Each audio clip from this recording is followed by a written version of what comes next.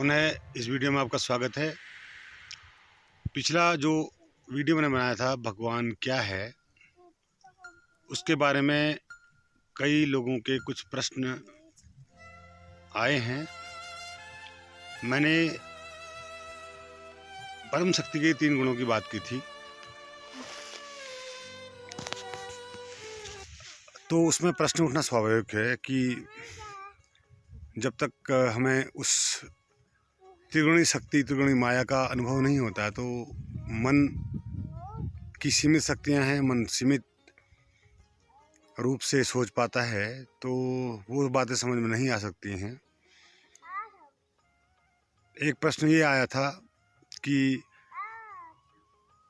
शुरुआत कब से हुई, यानी कि जो ये क्रम चल रहा है लय और प्रलय का, ये इसकी जो बिगिनिंग कहाँ से हुई। अब देखिए, प्रश्न ये ऐसा प्रश्न है जिसका उत्तर कोई नहीं दे पाया है। जो उत्तर शब्दों में ही अपना पूरा अर्थ लिए हुए हो। क्यों? इसके पीछे कारण यह है कि समय बीच में आ जाता है। जब आप शुद्ध चैतन्य की अवस्था में होते हैं तो आप समयातीत हो जाते हैं, यानी कि समय का आपके लिए कोई इम्पोर्टेंस नहीं होता, समय आपको प्रतीत ही नहीं होता। कई ऐसे योगी हुए हैं, ये हमारे इतिहास में इन बातों का जिक्र है। अगर आप हिमालय के योगियों के बारे में जानें या ऐसे ऋषि मुनि जिन्होंने हजारों साल तक तपस्या की, तो आपको लगता है कि कोई व्यक्ति 50,000 60,000 साल तक तपस्या कर रहा है और उसको पता ही नहीं है कि मैं कहाँ हूँ। उनके शरीरों में जानवर अपना घोंसला बना लिया करते थे, चींटियाँ दीमक चढ़ जाया करती थी। तो ऐसी हमने कहानियाँ सुनी हैं और वह सत्य भी हैं इन अर्थों में कि ये संभव है। तो समयातीत हो जाना, यानी कि आप अपने चित्त की उस अवस्था को थोड़ी देर की कल्पना कीजिए कि आपके समय नहीं है, समय मिट गया। तो क्या ये प्रश्न आपके पास रह जाएगा कि इसकी शुरुआत कब से हुई थी? ये प्रश्न उसी स्थिति में उठता है जब आप समय के आयाम में, समय के भीतर रहकर इस बात को देख रहे हैं, क्योंकि आपके लिए समय गुजर रहा है। असल में समय नहीं गुजर रहा है, आप गुजर रहे हैं। समय नहीं गुजर रहा है, गुजर आप रहे हैं। समय तो स्थित है, ये कह सकते हैं, या समय है ही नहीं। तो शुरुआत और अंत का प्रश्न ही खत्म हो जाता है। जब समय ही नहीं है तो समय की शुरुआत ही नहीं है, समय का कोई अंत ही नहीं है, तो हम इस ब्रह्मांड की शुरुआत और अंत के बारे में समय के अंतर्गत रहते हुए जो भी बात कहेंगे वो बात झूठी होगी, वो काल्पनिक होगी। विज्ञान चाहे बिग बैंग किसकी शुरुआत माने, मैं आपको बता दूं, विज्ञान के जो अनुमान हैं उन अनुमानों के तहत ब्रह्मांड जब भी बनता है, एक ब्रह्मांड बनता है, एक ब्रह्मांड एक बबल की तरह है। और वो बबल, और ऐसे कितने बबल है, मल्टीवर्स की आपकी थ्योरी इसमें वैज्ञानिकों द्वारा दी गई है कि यूनिवर्स जो है बहुत सारे हैं, कई यूनिवर्स हैं। और जब एक यूनिवर्स से दूसरे में मर्ज होता है, यानी कि उसका वो नष्ट होता है, तो वह एक तीसरा ही नया यूनिवर्स बना लेता है। जैसे कि 2 पेरेंट्स, मदर एंड फादर, एक बच्चे को जन्म देते हैं, उसी प्रकार से 2 यूनिवर्स जब आपस में टकराते हैं, 2 आकाशगंगाएं आपस में टकराती हैं, तो एक तीसरी ही नई आकाशगंगा बन जाती है। 2 यूनिवर्स आपस में टकराते हैं तो एक नया यूनिवर्स बन जाता है।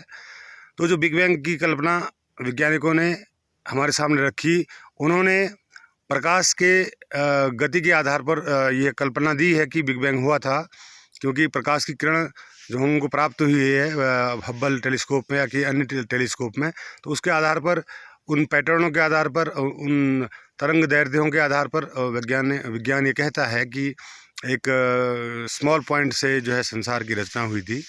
जबकि मेरे देखे ऐसा नहीं है। ब्रह्मांड बनते रहते हैं और 2 ब्रह्मांड मिलते हैं और आपस में तीसरा ब्रह्मांड बना लेते हैं। फिर कुछ चीज़ें उसमें बदल जाती हैं और कुछ चीज़ें पेरेंट्स और मदर की तरह, जैसे बच्चे में पेरेंट्स और मदर के गुण आ जाते हैं, उसी प्रकार से उस ब्रह्मांड में भी लगभग वैसी रचनाएं होती हैं। और ये क्रम कब से चला, यह प्रश्न ही गलत है। यह क्रम सदा ही था। इसका एक ही उत्तर है कि ये क्रम सदा ही था। सदा ही है, और सदा ही था कहना गलत होगा, सदा ही है। अभी क्यों जो हैपन है, ये है, ये जो वर्तमान है, ये वर्तमान सदैव है। वर्तमान कभी था नहीं, वो जब भी वो था तब भी वो वर्तमान ही था, अभी भविष्य में होगा तो भी वो वर्तमान ही होगा। तो साधकों के सामने जो ये प्रश्न आता है कि कब से था, क्या था, इस प्रश्न को अगर अपने दिमाग से निकाल कर आप शुद्ध चैतन्य की उस अवस्था में पहुँचे ध्यान के माध्यम से, जहाँ पर आपको समयहीनता का बोध हो जाए, तो आपका यह प्रश्न भी हल हो जाएगा। और उसके अलावा इस प्रश्न को हल करने का कोई भी उपाय नहीं है, इस बात की मैं घोषणा कर सकता हूँ। निश्चित रूप से इस प्रश्न का आप स्वानुभव द्वारा उत्तर प्राप्त कर सकते हैं, लेकिन शब्दों द्वारा मैं भी आपसे नहीं कह सकता कि समय न होना क्या है। समय न होना चित्त की एक अवस्था है, और समय का होना भी चित्त की ही एक अवस्था है।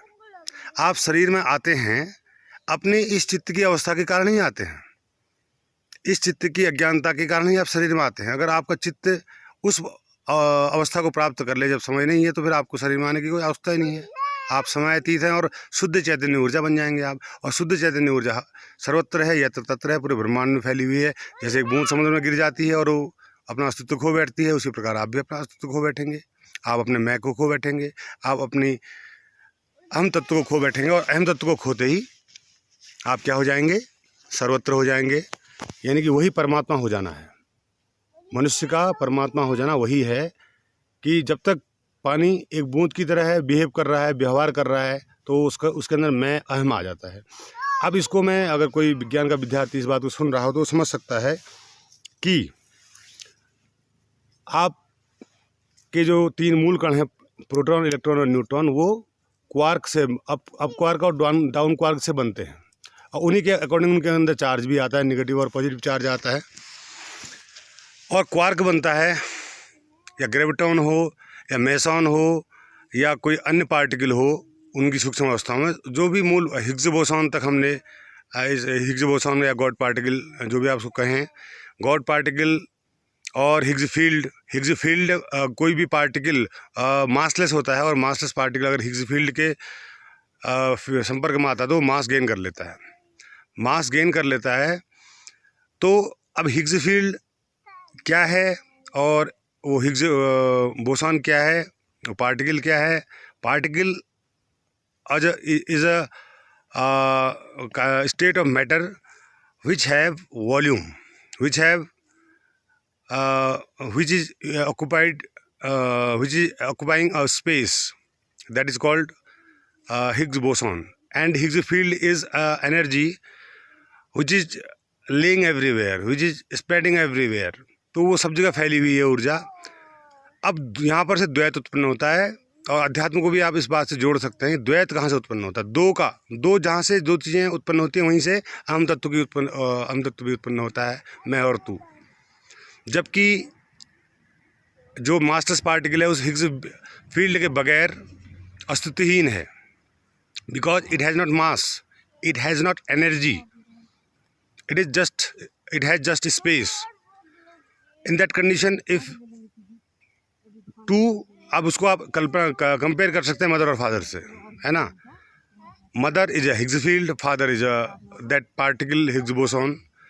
तो वही तत्व जो है जिसको आप, अब इसमें जो तीसरा तत्व निकलता है, यानी कि आपका हिग्स फील्ड को अलग कर दीजिए, आप उस पार्टिकल को अलग कर दीजिए, तो जो दोनों को मिला के क्या बनता है, एक पार्टिकल बनता है, और वही पार्टिकल फिर हमको पदार्थ के रूप में यहाँ पर प्राप्त होता है, जो हम हैं, matter with energy, massless with that Higgs field with mass.